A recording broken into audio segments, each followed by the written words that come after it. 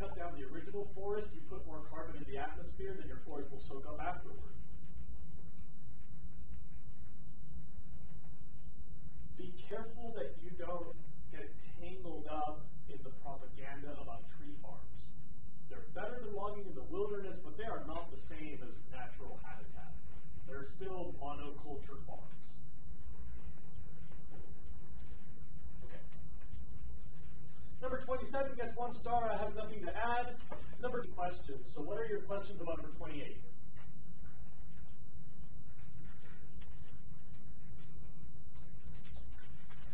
None of them? I love it when you don't ask, because then I don't tell.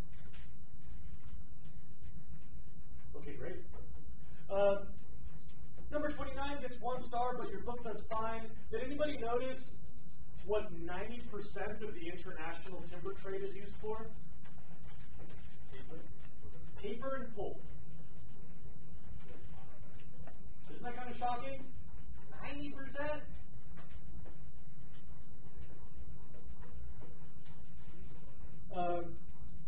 Yeah, I mean, who even uses paper anymore? He's good comedy, I know. You guys know that I'm the worst paper user on campus? I'm in the top 3 every year. Me, Park, and Woods. Park, Woods, and me. We're always the 3 worst paper wasters. Yeah, I mean, I don't apologize. Alright. That was fun. Next. Number 30. Indirect deforestation in your generation will likely outpace direct deforestation. Our atmospheric manipulations will probably cost us more forest acreage than our total logging by the time your kids are in high school. I'm thinking. What's causing that? Well, things that we do that kill off the forest without us having to get out there with a chainsaw. Acidification of rain and snow.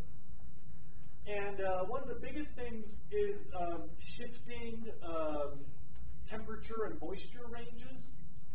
So, like, do you guys know that the Sierras are all losing all their pine trees? Anybody been around Mammoth? Yeah. Did you guys know Mammoth Lake? You know that all their trees are all turning brown and falling over because there's... Yeah, it's like a beetle that burrows in and kills the sap flow, and when it gets really cold, those beetles die. But because we have a longer space between hard frosts now, their population gets to grow, and if you make it just a little bit longer, you're extending the steep part of the J curve.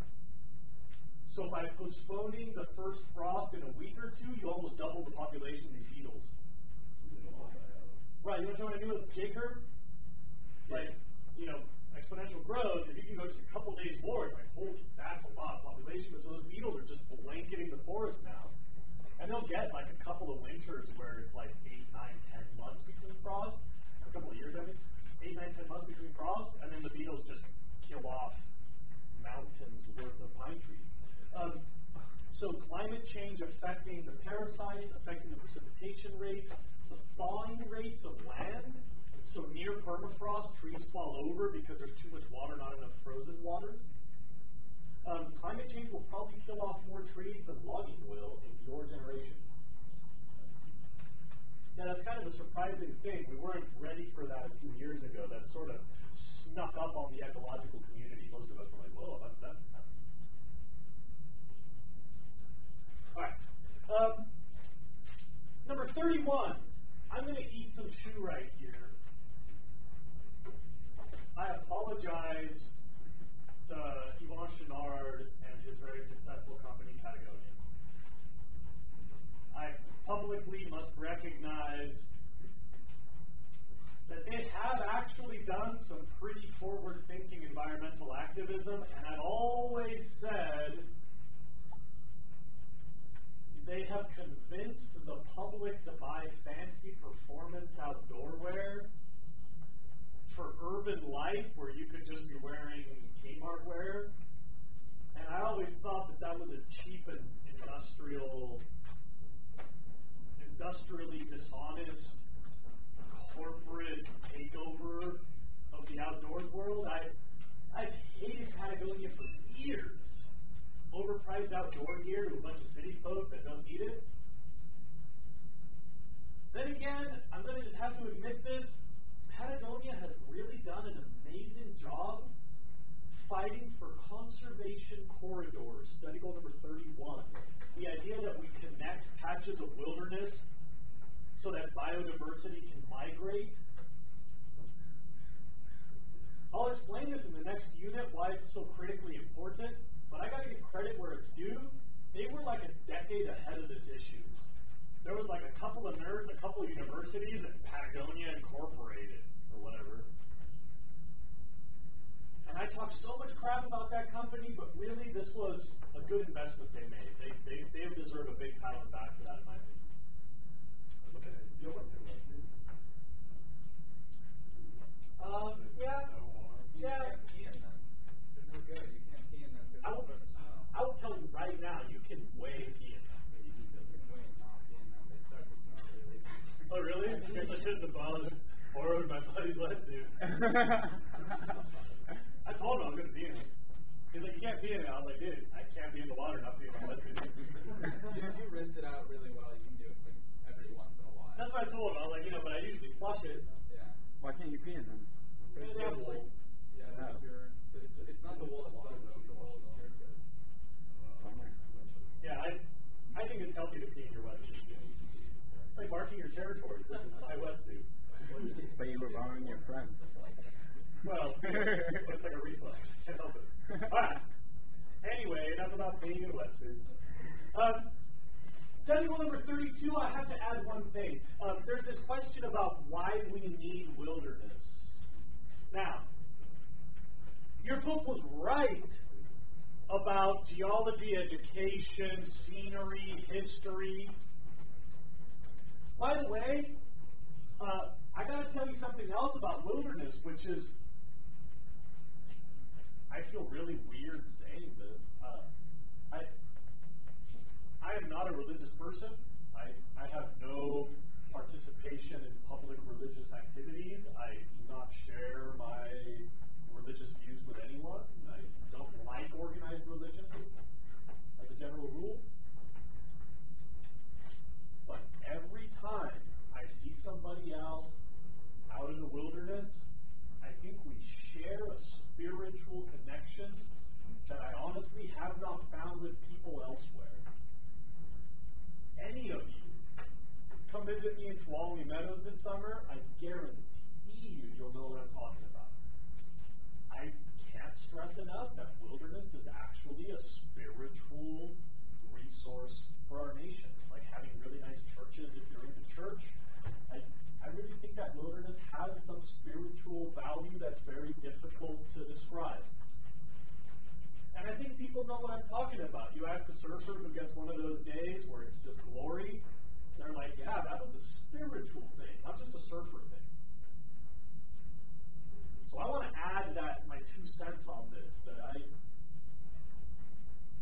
I recognize all of a sudden, I used to say I'm not spiritual at all, and somebody's like, dude, we've been fishing together. Yeah, you are. And I realized, yeah, okay, that's true. Like in the wilderness, it's a different kind of spirituality, but I think that's for real. There is another thing, though, that your book did not mention that we must discuss about wilderness. I'm going to tell you the best way I can explain a rather complex issue. Please look up. If this is all the money on Earth, the global pool of money,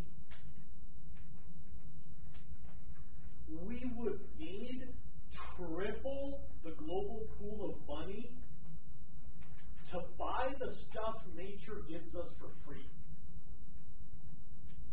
So the amount of water filtration, the amount of carbon absorption, the amount of seafood generated by healthy ecosystems, the amount of dirt made by healthy ecosystems, if you add up all these things called, write it down, ecosystem services, if you add up all the Earth's ecosystem services, it comes out to triple the global pool of money. In other words, and this is what I'm saying about wilderness, in other words, wilderness is priceless because healthy ecosystems are cheaper than the alternative. You understand what I mean by the ecosystem services idea? There are many, but we would say supporting fisheries, cleaning water, filtering the air, absorbing the CO2, generating the soil, adjusting temperature, all things that we benefit from. Nature's doing them for free. Ecosystems have a monetary, what we call ecosystem service value. Wilderness does stuff that helps our bottom line. Yeah. Was that calculated? Well, you have to kind of make believe because obviously there's no way to buy all that water filtration. So you look at the globally averaged cost, social costs, like what it would cost us to actually buy dirt if we had to. That, of course, assumes that somebody could make that much dirt, so it's also out of the question. And how could we buy it if it's triple the global money? It's obviously out of the question. But to just put it in perspective, at today's water price, it would cost that much for the water we get from nature. At today's dirt price, that's how much it would cost. There was a series of really famous research papers that identified these global average costs and then came up with the ecosystem services equations. If you guys want to look into this, it's the sort of thing that I think would make a good contribution to the Facebook group, the ecosystem services research. Ecosystem services valuation, I think is what you Google. All right. Any questions on 4.3 before we go on to 4.4? Okay, we have 1.5 minutes plus tomorrow to do 3 movies in the world's longest reading packet. We will pull it off. Let me say just one thing about 4.4 because I think the bell's getting close. The single thing that I really want to tell you about number 33. You could conceivably put about 12 study goals into your number 33. And if you really find all the good agriculture information versus all the bad agriculture information, that's about 3/4 of the exam on Friday. There's other stuff, fisheries, forestry, but if you had a crazy 33, that would really bail you out of the test this Friday.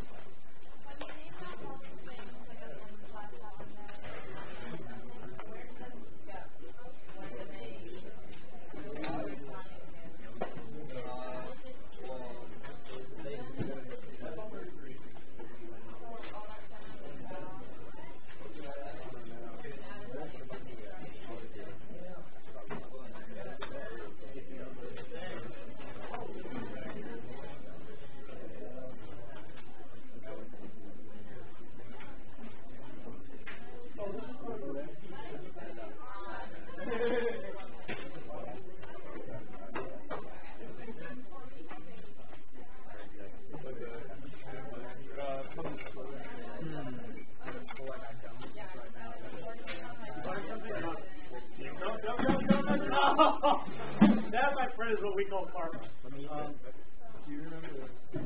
Hey, dude.